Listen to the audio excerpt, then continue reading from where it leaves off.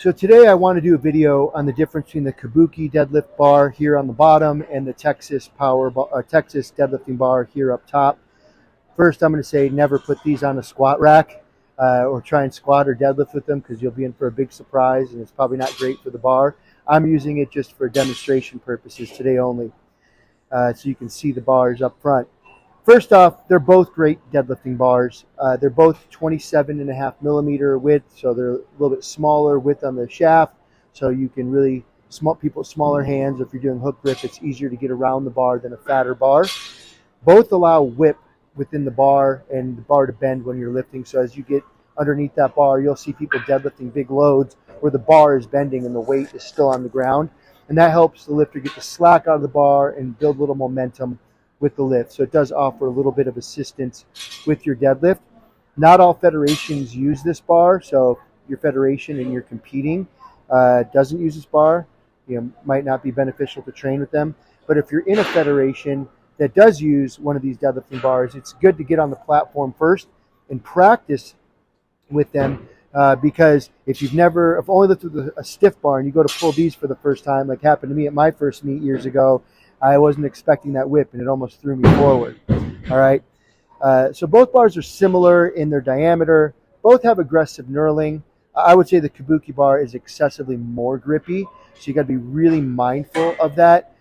Training on this bar consistently, and if you're not used to it, can tear your hands, especially if you're doing a hook grip. So it's good to make sure that you're managing that and not ripping your hands on this bar. I've seen it happen, and it's not pretty. The Kabuki bar is also a little longer. The Texas deadlift bar is just, I believe, under 8 feet, and the Kabuki deadlift bar is 8 feet long. Another key difference is both bars whip, but the Kabuki deadlift bar at large loads tends to whip a lot more. So if you're seeing someone lifting 5, 6, 7, 800 pounds on this bar, you're going to see the Kabuki bar whip even more, which means you got to practice with this bar. I've seen some pretty big boys pulling 700 plus pounds on this thing, and they rip the bar from the ground, and the Kabuki bar is, the whippiness of it can throw them forward a little bit. So you have to be really mindful in your setup and really set and start that pull without just ripping and gripping as much. I'm sure some lifters can do it, but I've witnessed guys who can easily pull 700 pounds have trouble until they get used to the Kabuki bar. So both bars are exceptional. Great tensile strength, well built to last. I will say one of the advantages of the Kabuki bar is that the knurling tends to really, stay knurly for a really, really long time. Even though, it doesn't fade as, much. The Texas deadlift bars just still remain grippy for a long amount of time as well. And it just whips a lot more. In general, though, the Kabuki bar is a lot more money. I believe it's like close to $700 for the Kabuki deadlifting bar.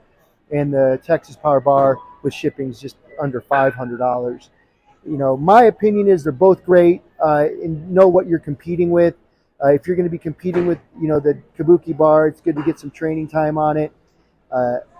I personally think, just for someone who is going to be lifting with a deadlift bar and wants a feel of a deadlift bar, the Texas Power Bar, Texas deadlifting bar is, I think, a great round choice for the money. It's still an elite bar. The knurling isn't as aggressive, so you're not worried about tearing your hands on the bar as much, and it offers a good amount of whip without feeling like it's really throwing you forward like the Kabuki bar does. It's not a knock on the Kabuki bar. It does what it's designed to do, but if it's something that you're really wanting to train with and you're really just looking for a good deadlifting bar to increase your deadlift poundage, they're both great, but I personally prefer the Texas deadlift bar for just overall deadlifting gains and year-round training. But they're both solid bars. Depends on your budget and what you're looking to spend and what your goal is and which federation you're lifting in.